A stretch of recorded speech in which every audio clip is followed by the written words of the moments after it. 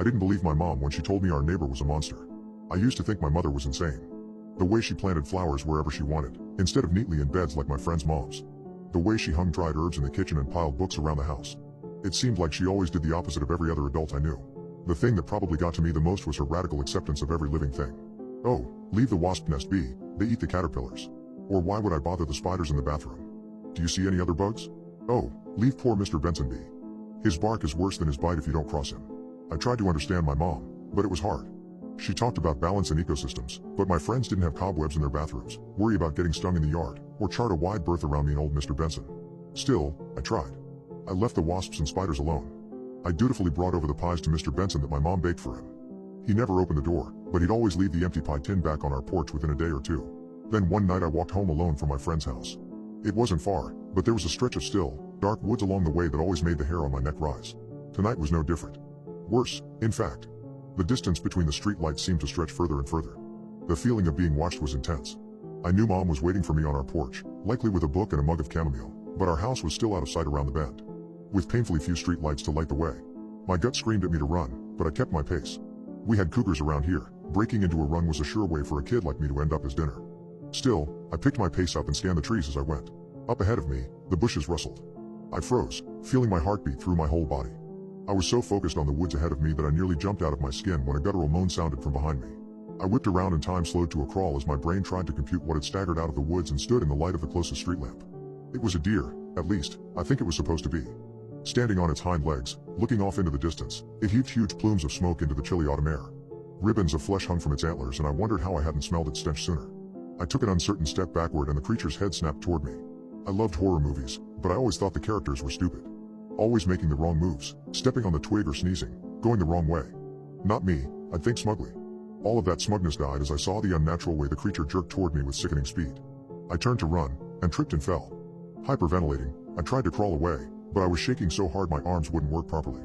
I didn't know what else to do, so I curled into a ball, shaking as I heard its hooves drag closer. I lay there thinking about my mom, hoping this creature wouldn't find her next. Then I heard the bushes rustle again.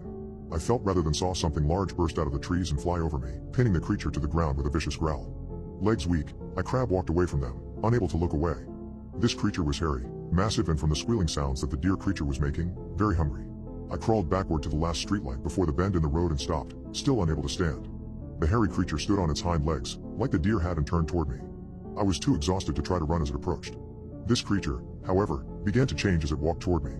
By the time it reached me, it had shrunk down to normal person size and taken the shape of Mr. Benson. He scanned the forest and then offered me a hand up, which I took. We both pretended not to see the wet stain on my pants. He cleared his throat. It's late. You should head home. Although I was baffled, I nodded and turned to leave. It felt as if I had been living under a rock. A life completely sheltered, unaware of the laws of nature and the world around me. I was terrified, but I held it together fairly well, until I saw my mom waiting on the porch. Then the sobs ripped through me as I threw myself into her arms. She quickly whisked me inside and within minutes I sat wrapped in a blanket with my own mug of chamomile. I gave her a halting account of my ordeal and finished gravely, Mom, I think Mr. Benson is some kind of monster. She smiled and brushed the hair out of my eyes. Of course he is, sweetheart.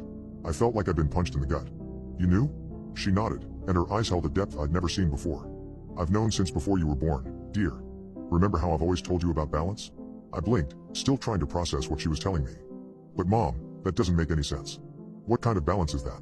Every ecosystem has its predators and prey, sweetheart, she replied, her voice steady and calm. Mr. Benson is part of ours. He takes care of the unbalanced things that wander into our town.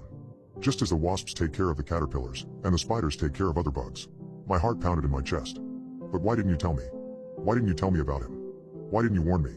She sighed, her expression one of deep sorrow. I thought I had more time to explain. I wanted you to have a normal childhood, for as long as possible. But Mom, I whispered, horror dawning on me, why would you let me walk home alone if you knew about this? If you knew that creature was out there? She was silent for a long moment, and when she spoke again, her voice was so quiet I had to strain to hear it. Because, sweetheart, she said, her eyes filled with a sad resignation. Mr. Benson is not the only monster in our town. She took a deep breath, her gaze piercing mine. And now, it's time for you to understand why I plant flowers wherever I want, hang dried herbs in the kitchen, and why our house is surrounded by books. A chill ran down my spine, her statement resonating with an ominous undertone. As if on cue, I heard the distant echo of a howl, a sound that seemed to come from all around us. I stared at her, my mind racing with 1,000 questions, but one stood out among the rest. Mom, what are you saying? I asked, my voice barely a whisper. Her eyes held a depth of sorrow and fear that made my stomach twist. She placed her hand over mine, her grip trembling slightly. "What I'm saying, sweetheart," she said, her voice a mere whisper, "is that it's not just the wasps, spiders, and Mr. Benson keeping the balance here." The howl echoed again, closer this time, and the truth slammed into me like a punch to the gut. As I stared into my mother's eyes, I understood the horrifying implication of her words, the terrifying secret she'd been keeping. But before I could speak, before I could ask the burning questions that raced through my mind, everything went black, and the world disappeared around me. It was the last thing I remembered before the sound of growls filled my ears, before the night turned into an endless abyss of horror. And since then, all that remained was the echo of her voice in my head. "We all have our role to play in the balance, including you."